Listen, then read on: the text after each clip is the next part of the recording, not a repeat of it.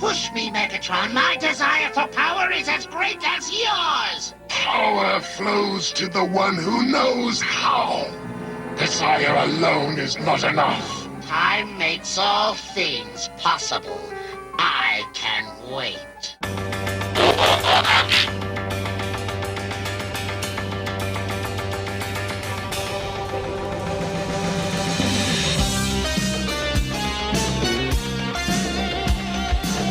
Starscream seeks to replace Megatron as leader of the Decepticons, and makes no effort to conceal it. Ruthless, cold-blooded, and cruel, he considers himself the most sophisticated and handsome of all Decepticons. He also believes his comrades should rely more on guile and speed rather than brute force to defeat the Autobots. As Decepticon Aerospace Commander and leader of the Seekers, he is the fastest flyer of the group, and can reach Mach 2.8 at an altitude of 52 miles. Starscream shoots cluster bombs and null rays, which disrupts the flow of electricity and can temporarily disable his opponents. Starscream is very good at what he does, but sometimes he highly overrates himself.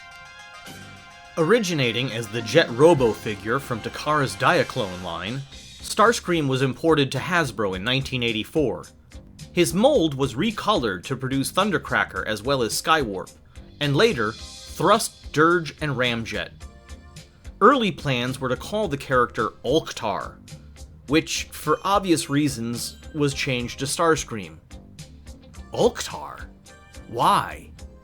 Starscream's ongoing power squabbles with Megatron are part of the standard formula of every classic Transformers script. However, Starscream had very little to do in the beginning of Marvel Comics, and was killed off by Omega Supreme in 1986.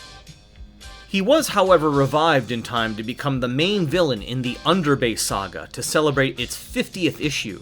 In this story, Starscream becomes an overpowered giant with the help of a legendary Cybertronian artifact. Before he is ultimately defeated, Starscream went on to rack up one of the most impressive body counts of dead classic Transformers characters of all time. And then, of course, came his fate in 1986's Transformers the Movie. After casting the mortally wounded Megatron into space, Starscream at last meets his comeuppance at the hands of the newly reborn Galvatron, one of the most satisfying deaths ever. Ironically, Starscream's toy was one of the few original First Wave characters that was not discontinued after the movie. So, when the third season began, there was no excuse for Starscream's ghost to not make an appearance in 2 episodes. After possessing and taking control of the body of several Decepticons, Starscream is ultimately gifted back his body by the disembodied head of Unicron, marking the last time he is ever seen in the original series. But not in the toy aisle. Starscream was resurrected as a pretender, as both a toy and in the comic books, and he also received a non-transforming Action Master figure as well. In Generation 2, he received a new, slightly recolored figure, and was even featured in Generation 2 comic books, briefly possessing the Autobot matrix of leadership. And at last, we come to my old frenemy, Beast Wars. In episode Possession, the spark of Starscream's disembodied ghost travels back in time to ancient Earth and possesses Predacon Waspinator. But that's just G1 Starscream. The ongoing legend and continued reimagining of this character has never stopped, and shows no signs of ever doing so. But for now, the countdown has begun. Countdown to Extinction.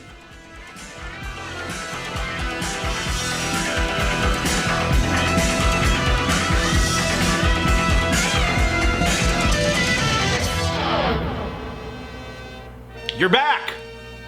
Well then, I guess we've got no other choice. Let's get down to business and watch ourselves some more Transformers. This is Season 1, Episode 14, Countdown to Extinction.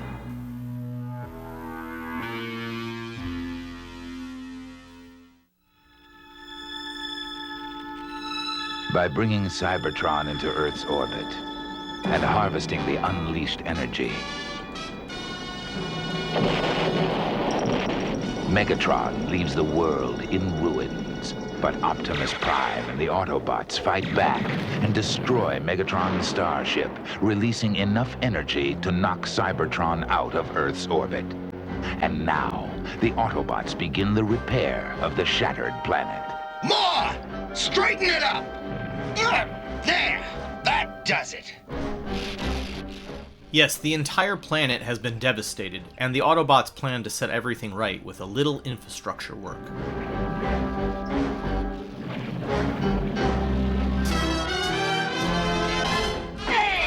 Volunteer for this geeky assignment? I want Skywalk's job. Butter, Frenzy.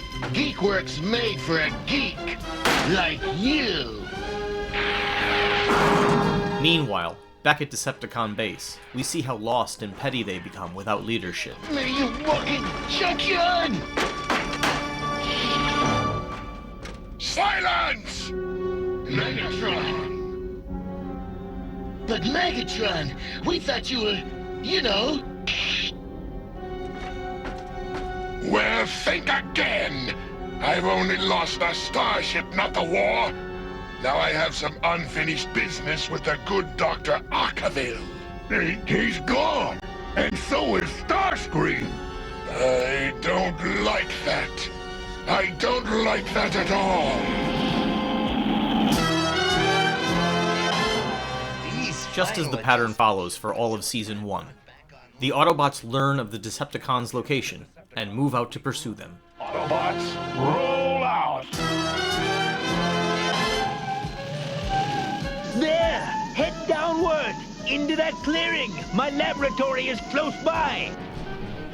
This high-tech, half-robot scientist has a secret hideout that's hidden in a cave on the side of a mountain. Sure, why not?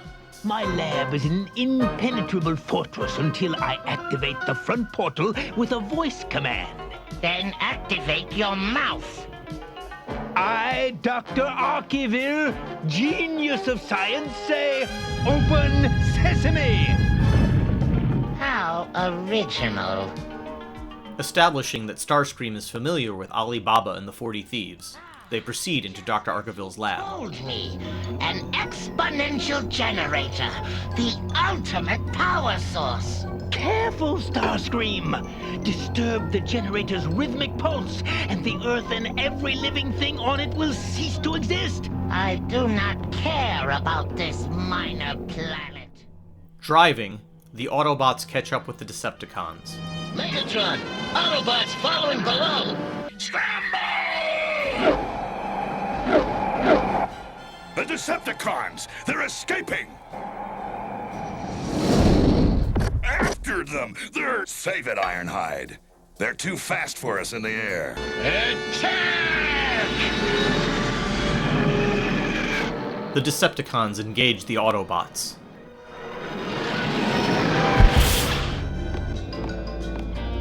I've improved your exponential generator by interfacing it with a timing device. When I flip this switch, it will begin building power to infinite capacity. Infinite capacity! But it will explode and destroy the entire Earth! Very good, Doctor. You understand perfectly. In exactly 7 hours, 58 minutes, and 20 seconds of your time, this planet will erupt in a cosmic shower of free energy. Quickly, there's no time to waste. We must be safely back on Cybertron before Earth disintegrates. With that, Starscream flees for Cybertron, with Dr. Arkeville as his prisoner. I scream, you scream, we all scream for a little more Starscream. Starscream's various character arcs all seem to have reoccurring threads. Contention with Megatron, broken friendship or alliance with Jetfire, either attempts to overthrow Megatron, join the Autobots, or becoming a pariah and eventually teaming up with only whom he chooses. And in some stories, he forms an unlikely alliance and friendship with Autobot Bumblebee. Starscream's death is definitely a reoccurring story point, Possessing a mutated spark which allows him to transcend time, space, and even dimensions, most versions of Starscream just won't stay dead, thereby allowing him to become reincarnated or possess the bodies of others. In Marvel Comics' Underbase saga, he becomes an overpowered Titan that the Autobots and Decepticons must join forces to stop. In other stories, he makes the ultimate sacrifice in order to bring the Autobots and Decepticons together, united against the monster god planet, Unicron. Such is the case in Transformers Armada, where Starscream rebelled against Megatron. His relationship with a human girl named Alexis shows him his true good nature, leading to his aforementioned sacrifice, uniting Prime and Megatron. In its sequel series Transformers Energon, this same version was partially resurrected, phasing in and out of reality and having no memory of his past. However, he was then fully restored in the next sequel series, Transformers Cybertron, and he gets up to his old schemes. As his own new third faction against the Autobots and Decepticons, he becomes a superpowered giant, this time through the power of the god Primus. Starscream appears in the first 3 live-action Transformers movies, and is ultimately taken out by Sam Witwicky. Spoilers. He had an additional cameo appearance in the live-action Bumblebee movie, with a design more resembling his G1 look. Transformers animated Starscream was a straight-up homage to his G1 counterpart. Constantly betraying Megatron, he is ultimately taken out, although he would keep coming back from the dead through the power of a fragment of the Allspark. With a new lease on life, this Starscream went on to clone himself, creating classic Seekers, as well as some flashy new ones. With a newer design, Transformer Prime Starscream had a similar story arc, betraying Megatron, going off on his own, and cloning himself, but ultimately rejoining Megatron with the utmost humility and loyalty, only to find new power struggles among other Decepticons. This same version continues on in the sequel series Robots in Disguise. Comics of the last few years have shown Starscream to have been boldly taken on a new redemptive arc, portraying him entering Cybertronian politics after the end of the Great War, as Autobots and Decepticons must work together to rebuild their shattered homeworld. In these stories, it was the ghost of Bumblebee that haunts Starscream, helping him to serve his conscience. Once again, this version sacrifices his life to stop Unicron. In the Ghostbusters Transformers crossover comic, the ghost of Starscream faces off with our favorite paranormal eliminators.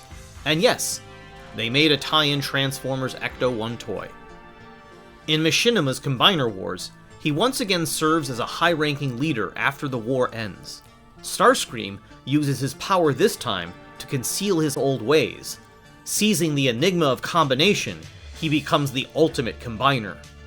And then in the sequel series, his disembodied spark possesses the body of dormant Decepticon Titan, Trypticon. In Transformers Cyberverse, his duplicitous ways lead him to becoming a pawn of the Quintessence, a threat that unites the Autobots and Decepticons once again. And of course, one of my favorite variations comes from Netflix's War for Cybertron series, in which a disenfranchised Starscream betrays Megatron to align himself with Predacon Black Arachnia, in an homage to his appearance in Beast Wars. Yes, it's a big old G1 Beast Wars crossover. Ultimately, appealing to Bumblebee and the Autobots, Starscream helps to unite Megatron and Prime against their future selves, Galvatron and Nemesis Prime, ultimately, once again, defeating Unicron. That's most of the major stuff for now. Starscream is a character of Shakespearean proportions, sometimes a conniving villain, and other times a redemptive anti-hero. One thing is certain, his continued existence in every version of this franchise is a true constant.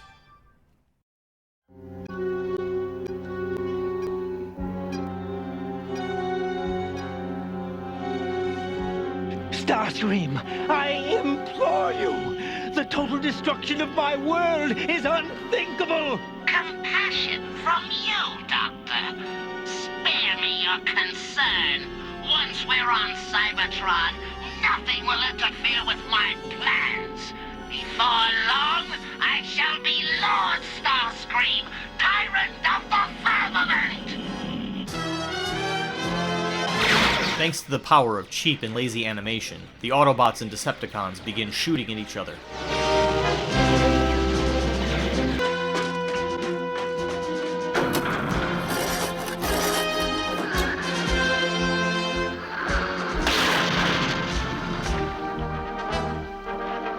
Megatron retreats like a bitch. Fall back, Decepticons! These Autobots are too hero-programmed to know when to quit! Greetings, Shockwave. Starscream arrives on Cybertron and starts telling Shockwave what's what. Continue. This Earth creature may not enter here. Megatron has so ordered. Megatron is no more! I now lead the Decepticons. What? When his starship was destroyed, Megatron entered oblivion! But Megatron is indestructible! Then why not contact him, Shockwave? I cannot get through. Interference in the field has made Earth contact impossible. But I assure you, I will keep trying. Enough! From now on, you will take orders from me! And my first command is, no further attempts to contact us! In other words, Starscream's first command is to not call his bluff from less than a minute ago. Do you understand?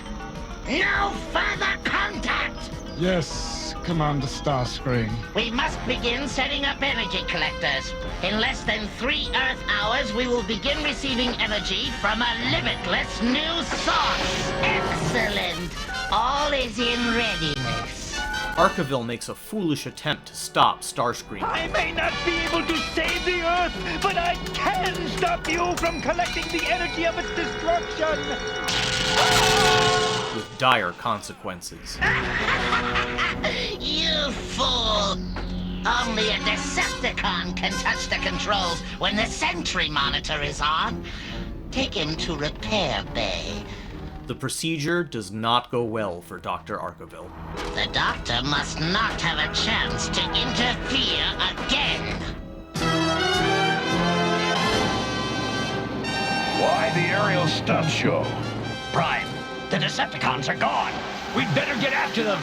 I have a The Decepticons lure the Autobots into quicksand, abandoning them to their doom. Prime, I'm sinking! Some force is dragging us down. It's quicksand! Laserbeak, stay behind. When you see the last Autobot sink slowly out of sight, rejoin us. Ironhide, can you send a blast of super-cooled nitrogen into the quicksand? With a little ingenuity, they are able to free themselves.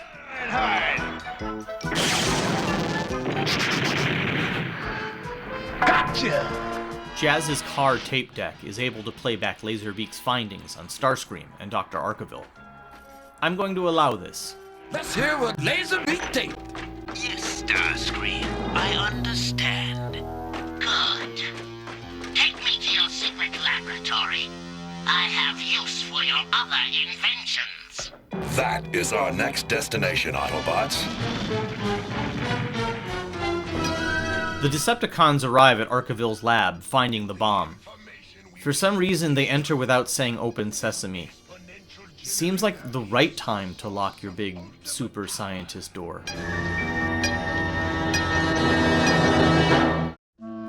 I have to admit, upon a closer look at this episode, it turns out that Starscream himself was the one that broke the door. Which, when you think about it, was kind of a really stupid thing to do considering this situation. And now, a word about Christopher Collins, the actor behind the voice of Starscream, who, in some cases, you might have noticed is also listed as Chris Latta. I have looked, I have no idea why he's listed as 2 different names, but if there's anyone out there that does know, please fill us in.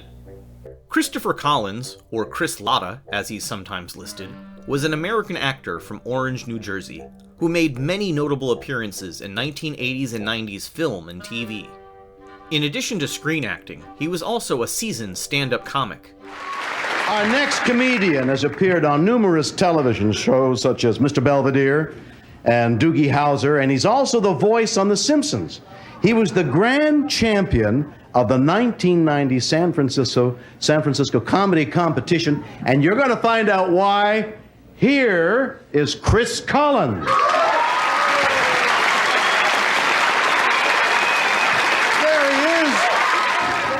Mr. Shatner's an actor and everybody else here is a comedian. But that's not what I am. What I am is a psychotic who's learned to market his problem.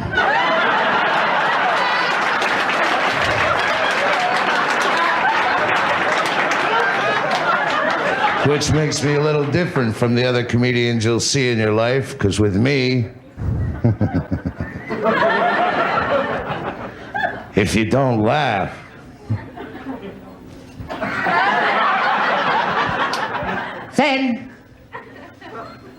Then the little man inside that makes me do bad things will come.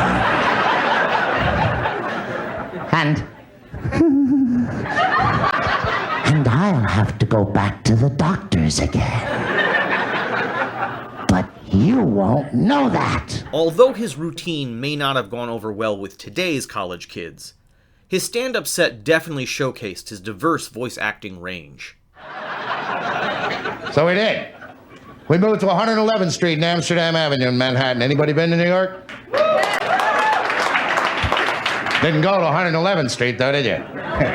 Not on the tour. 111th in Amsterdam, or as the people who lived there called it, 111th Street. And Amsterdam Avenue. Yeah, baby, that's where you are. Now, how you gonna get your honky white butt home?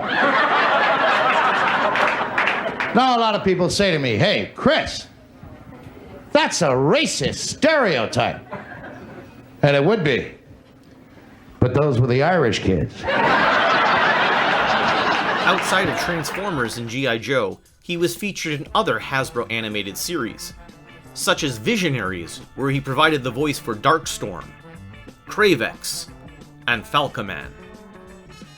And of course, in the Inhumanoids, he provided the voice for Granahue, Tendril, and of course, Decompose, which pretty much consisted of him screaming the name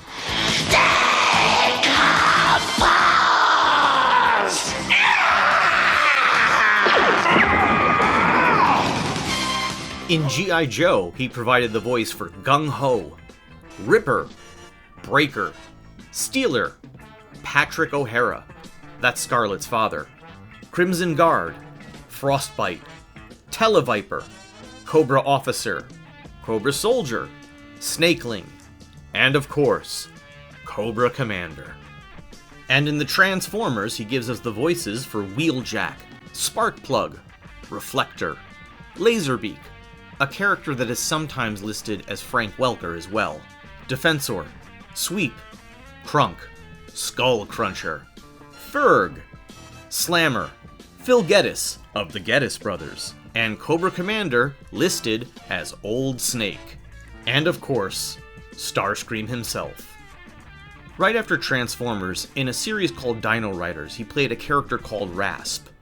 Rasp was a second-in-command bad guy who talked like a snake and tried to overthrow his leader.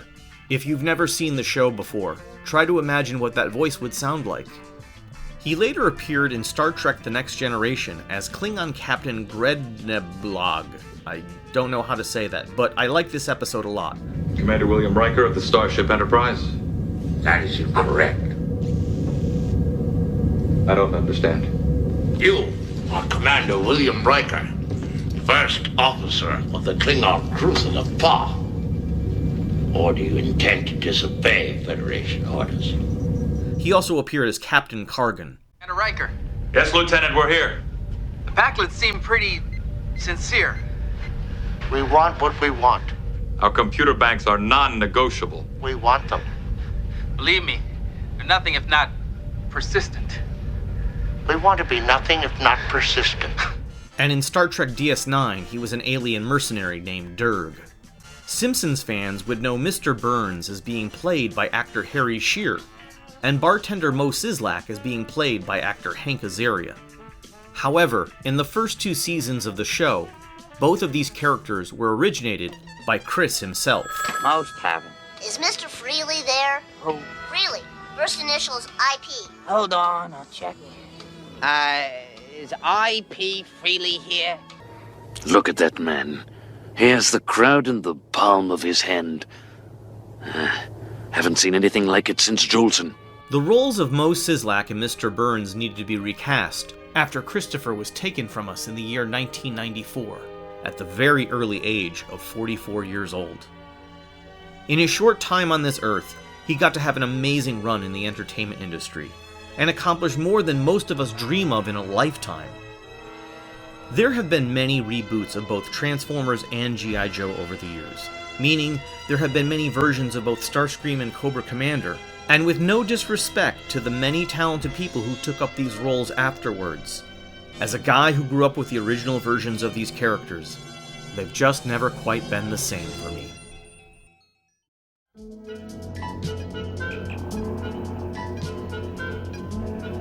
Your destiny is to serve me, my potent beauty. Megatron! It's the Autobots! Impossible! They were doomed! Hello again, Megatron! How did that work? He would have been standing directly in his vision. Oh, whatever.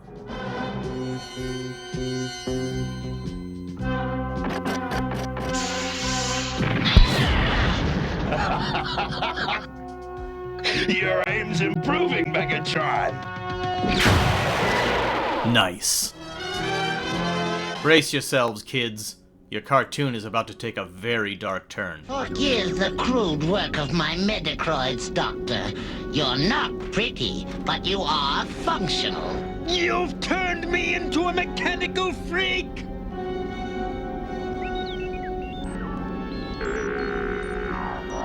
You were heavily damaged by the Sentry Monitor, Doctor.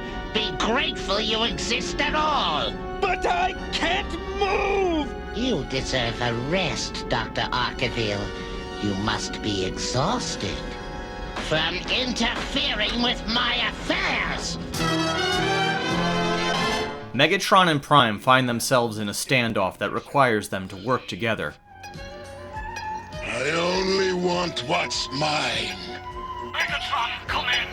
Megatron, this is Shockwave, acknowledge! Megatron, you must find Dr. Arkeville's lab and disconnect the detonator on his exponential generator. It will explode any astrosecond. A timing mechanism. Possibly that incessant beeping noise, Optimus. Megatron! Megatron, are you still there?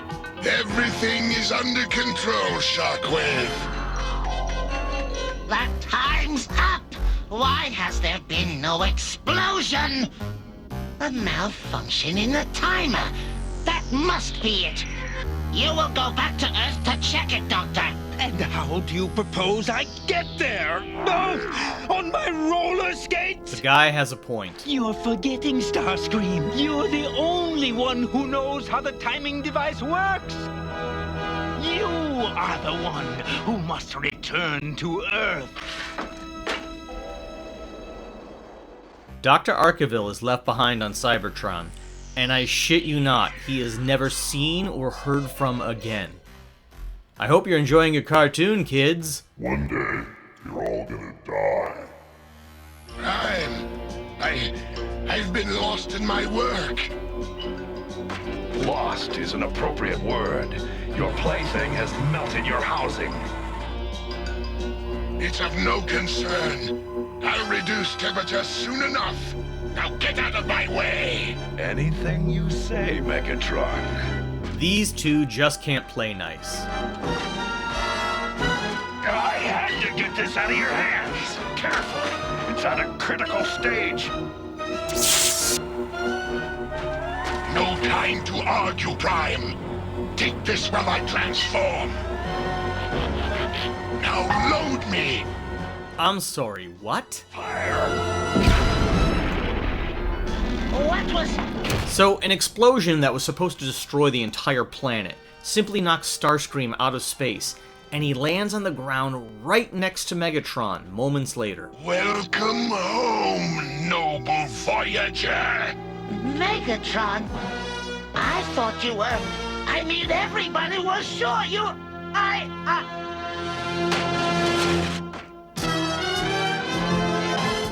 Hey, Prime! What do you think Megatron's gonna do to Starscream? Nothing gentle, I would say.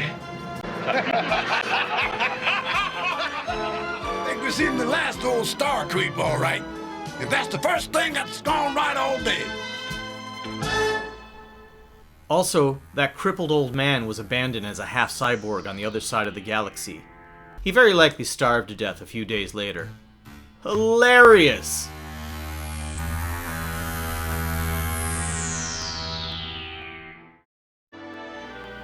And that, my friends, is Countdown to Extinction. Now, did they make mistakes?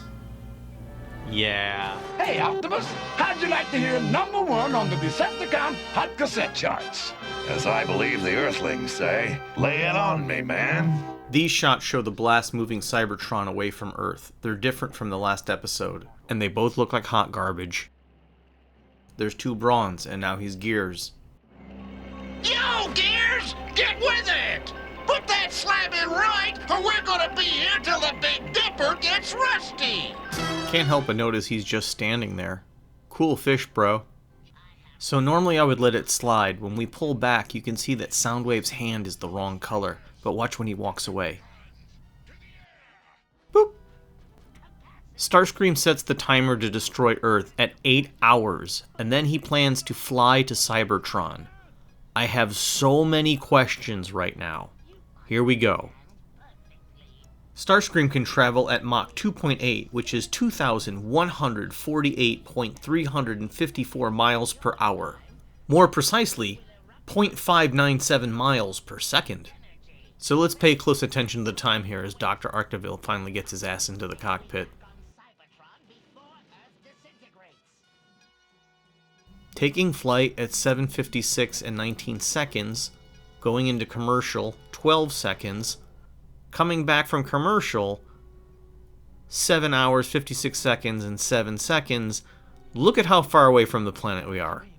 Starscream seems to have life support, which is fine because in the last episode they had slaves, but how long does it take him to fly to Cybertron? Because it's supposed to be less than 8 hours, and if he could fly there in less than 8 hours, why are they using a space bridge? And how come in the last episode Jetfire could only fly there because Cybertron was close to Earth? I'm just saying. The rest of you, transform and take cover. I don't want to take cover. I want to fight in the clear. Yeah, let's clobber those flying garbage cans. These assholes disobey a direct order and suffer no consequences for some reason. Brawn's head is colored wrong. Was there a different model at some point?